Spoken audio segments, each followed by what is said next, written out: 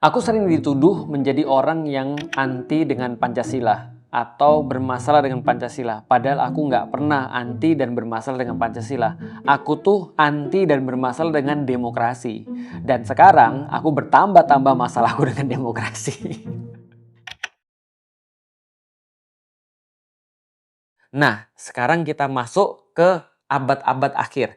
Ketika demokrasi ini mulai diperkenalkan sebagai seolah-olah solusi terhadap manusia. Jadi gini, kalau kita lihat dunia itu senantiasa muter-muter di situ tadi ya. Ada cycle of government tadi. Kalau kita menyaksikan semua perputaran tadi dan dunia menyaksikan di ujung-ujung daripada abad-abad ini adalah kerajaan, maka mereka memastikan agar kerajaan ini tidak lagi terulang. Gimana caranya? Mereka modif menjadi demokrasi. Demokrasi ini apa? Walaupun dulu udah pernah ada ya, tapi ini kayak demokrasi modern. Seperti apa demokrasi modern? Demokrasi modern itu berkata seolah-olah kita harus pecah kekuasaan.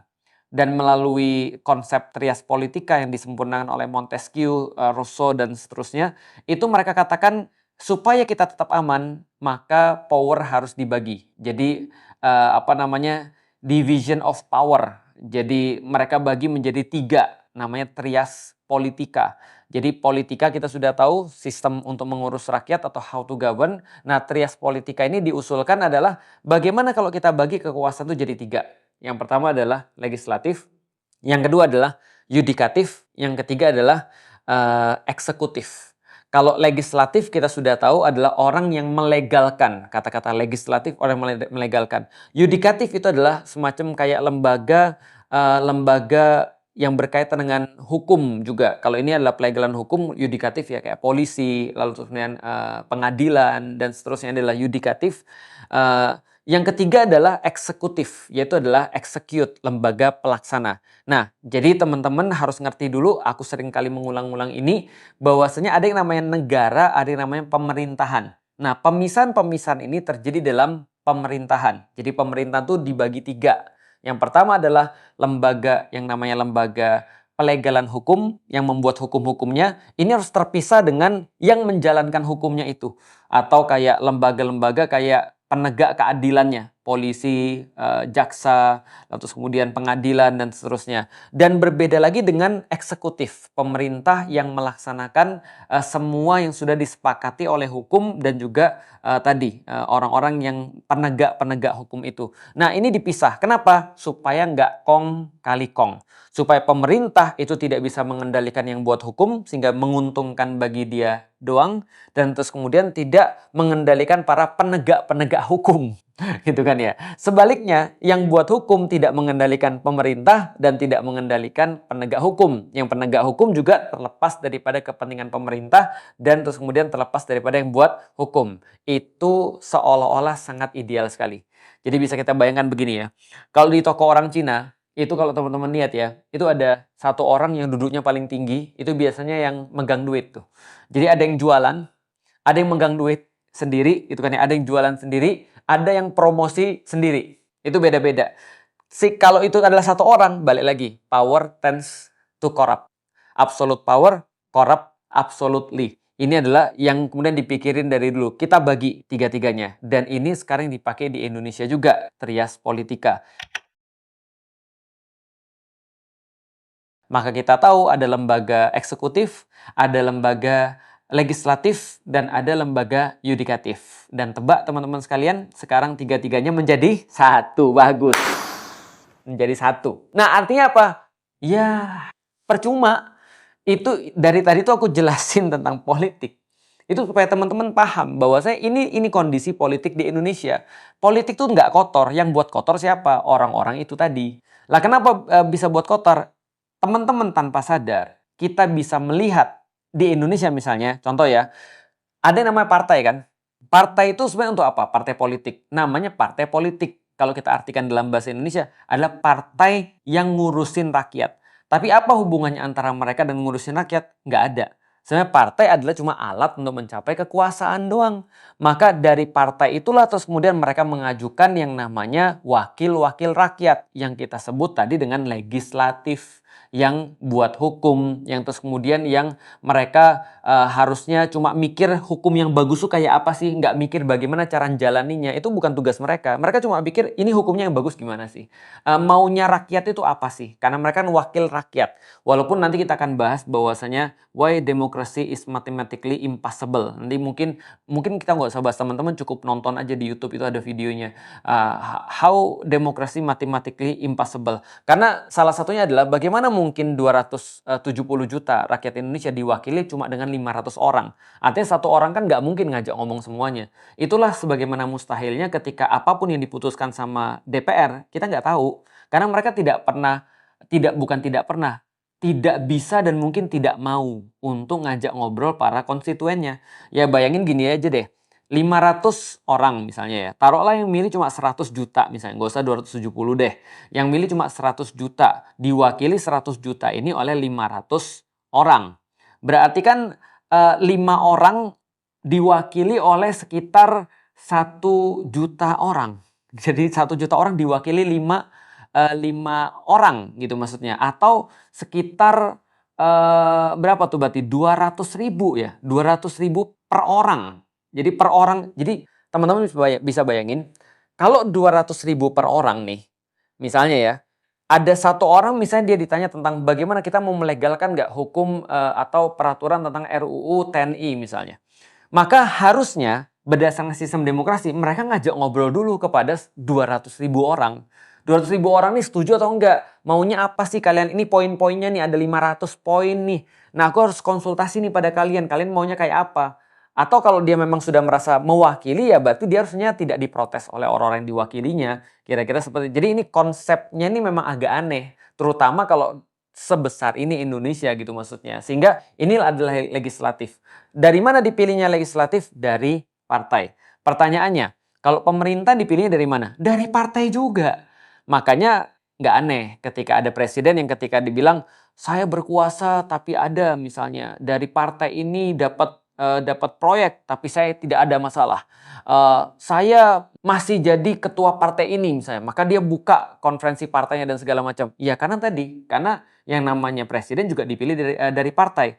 Problematikanya adalah mulailah bergabung kekuasaan antara legislatif dan eksekutif. Maka kalau kita lihat di zaman sekarang, wajar banget sekarang tugas MPR dan DPR justru nyapuin pernyataan blundernya presiden. Kenapa? Karena mereka sekarang bareng, bukan sekarang bareng, dari dulu bareng. Jadi trias politika tuh nggak pernah ada, division of power tuh nggak pernah ada. Kenapa? Karena bersatu tuh. Maka kita lihat kan, contoh ketika Presiden Prabowo ngomong tentang dolar. Rakyat orang desa nggak pakai dolar. Rakyat di desa nggak pakai dolar kok, ya kan? Atau misalnya dolar tinggi nggak apa-apa karena nggak ngaruh. Yang ngaruh kan orang yang sering pergi ke luar negeri. Nah sibuk lah tuh orang-orang DPR nyapuin gitu kan ya. Pernyataan-pernyataan presiden dibelain sama orang-orang DPR. Pertanyaannya adalah kepentingannya DPR apa? Kamu kan bukan eksekutif. Harusnya kamu nggak boleh ngomong kayak gitu. Bahkan harusnya justru mengkritik pernyataan itu. Karena gunanya division of power adalah berpikir kritis. Supaya tidak di satu power, tidak di satu orang powernya itu. Nah, celakanya lagi adalah termasuk yudikatif juga dikuasai oleh kelompok yang sama. Ini problemnya. Kejadian kemarin kita sudah tahu misalnya. Contoh, Jokowi itu punya ipar. Iparnya MK. Gitu kan ya. Maka terus kemudian diluluskanlah anaknya untuk jadi calon wapres. Dan itu sah secara hukum. Nah itu maksudnya absolute power corrupt absolutely. Kan gitu kan ya. Nah kenapa? Karena sebenarnya tidak pernah terjadi yang namanya trias politika. Nggak pernah terjadi division of power. Ini problematika yang paling utama daripada sistem demokrasi. Karena sistem demokrasi sebenarnya cuma janji-janji aja. Dia cuma janji ke rakyat, kami akan begini, kami akan begitu. Masalahnya adalah, kalaupun pemimpinnya baik, tidak dimungkinkan dia bisa untuk ngatur semuanya. Kenapa? Karena sistemnya tadi tidak memperbolehkan terjadinya kebaikan. Karena sudah powernya ngumpul di satu tempat gitu maksudnya. Tadi katanya kalau raja dia bisa mungkin kalau raja. Karena raja itu kan dia sendirian aja, dia mutusin semua sendiri. Tapi kalau presiden kan tidak sendiri, dia punya banyak kepentingan, dia ketika terpilih aja sudah misalnya dengan kompromi, dia koalisi dengan partai-partai, ya ketika dia berkuasa dia harus bagi-bagi kekuasaan itu ke orang. Dan ini adalah sesuatu yang semua orang udah ngerti, politik dagang sapi, karena sapi nggak bisa dibeli sendiri, ya udah dibelinya bareng-bareng. Tapi ketika sapinya sudah didapat, ya bagi-bagi sapinya. Nah, ini problematika besar yang sebenarnya yang menjadi sebab mengakibatkan semua problem-problem lain yang kita lihat. Makanya, aku terus terang ya, eh, jijik ketika melihat ada orang-orang yang untuk ngebelain pernyataan yang salah, dia harus benar-benar membodohi orang.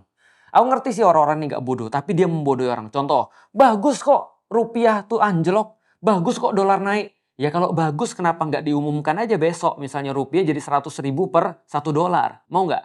Kalau bagus ya umumin dong. Nah ini bahkan orang-orang yang nggak ngerti ekonomi pun itu bisa ngeritik. Nggak perlu jadi ahli ekonomi untuk bisa ngeritik dolar naik itu bukan sesuatu yang bagus.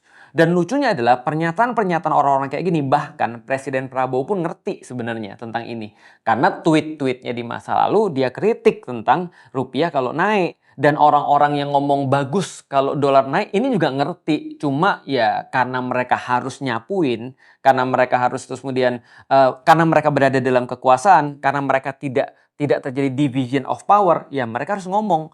Nah sekarang division of powernya di mana? Bukan di pemerintah, oposisi. Tapi masalahnya oposisi punya apa? Mereka kan nggak punya kekuasaan. Oposisi mau ngomong apa ya terserah. Maka ketika kemarin aku ngeliat ada satu matriks bagus tuh. Jadi kalau misalnya ada orang mengkritik kebijakannya Jokowi ketika Jokowi misalnya impor, lalu terus kemudian mendukung kebijakan Prabowo ketika dia impor, berarti dia adalah buzzernya Prabowo misalnya. Sebaliknya kalau misalnya ada orang yang mengkritik terus kemudian oke dengan Jokowi misalnya ketika Jokowi impor dan kritik Prabowo ketika Prabowo impor, nah itu berarti oposisi. Berarti misalnya mereka bilang, oh pasti ini antek-antek PDIP misalnya. Atau misalnya ketika mereka nggak suka dua-duanya, nah itu biasanya kritikus-kritikus yang mereka ya konsisten. Mau siapapun yang buat kebijakan impor nggak bagus, mereka kritik. Atau ketika rupiah melemah, mereka tetap kritik di masa siapapun. Misalnya. Tapi kalau misalnya yang dua-duanya setuju, nah itu berarti orang-orang nggak ngerti itu. Artinya entah mereka bayaran atau mereka bener-bener nggak ngerti ya, bodoh amat lah gitu maksudnya.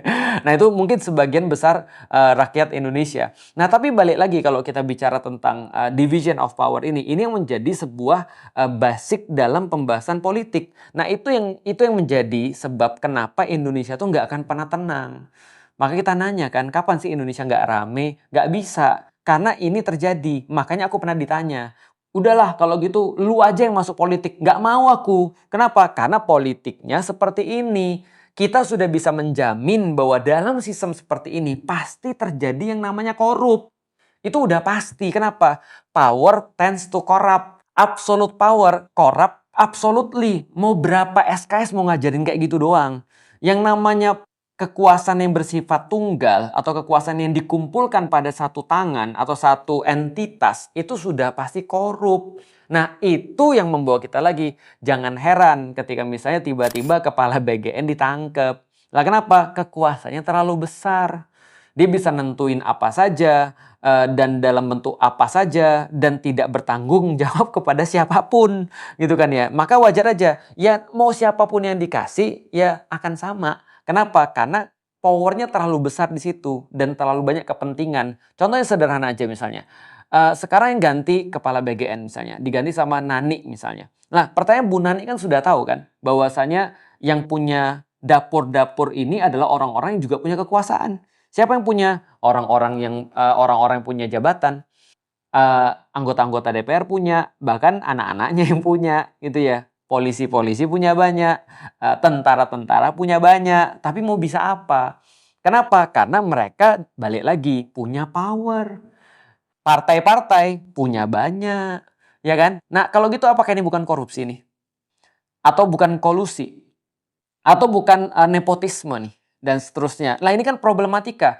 Ada aja orang bisa berkata, oh yang penting kan mereka bisa. Ya pertanyaannya diganti, bukan hanya bisa masalahnya, tapi boleh atau tidak, etis atau tidak. Nah ini yang terjadi dengan yang namanya division of power tadi. Ketika division of power itu tidak terjadi atau tidak ada check and balances atau sistemnya secara asas atau secara dasar tidak memungkinkan adanya orang tidak bisa menjaga agar orang ini tidak berbuat jahat, ya orang pasti akan berbuat jahat. Jadi ya kita nggak heran kayak kemarin misalnya kasus motor itu baru satu kasus ya. Kita udah tahu kasusnya apa. Bahkan yang ngimpor motornya itu izinnya masih diurus. Gitu kan ya. Lalu terus kemudian harganya markupnya luar biasa tinggi. Kaos kaki dan segala macam. Dan teman-teman tahu, yang aku nonton akhirnya apa? Orangnya sekarang ditangkap. Namanya Pak Sony. Ternyata setelah dilihat-lihat, oh memang dari awal ternyata memang nggak ada kaitannya dengan orang yang ahli di bidang itu. Tapi backgroundnya adalah Polri kan. Nah, apa kata-katanya? Ya kan setiap orang kan kalau SD aja pergi pakai seragam. Lah ini orang-orang SPPG kan banyak, orang-orang BGN kan banyak. Masa mereka nggak pakai seragam ketika dididik? Pikirku, coba. Maksud tuh gini, ketika dia ngomong, apakah dia pikir semua orang tuh bodoh gitu maksudnya? Tapi kenyataannya ini kan ada kan, dan bukan cuma satu orang loh. Bukan cuma satu orang loh ngomong kayak gini. Even orang-orang pejabat-pejabat tingkat tinggi ngomongannya gitu semua. Mana nggak orang-orang Indonesia stres coba ngeliat kayak gini? Ini artinya apa? Artinya balik lagi. Kenapa semua ini bisa terjadi? Karena kekuasaannya dipegang oleh satu orang.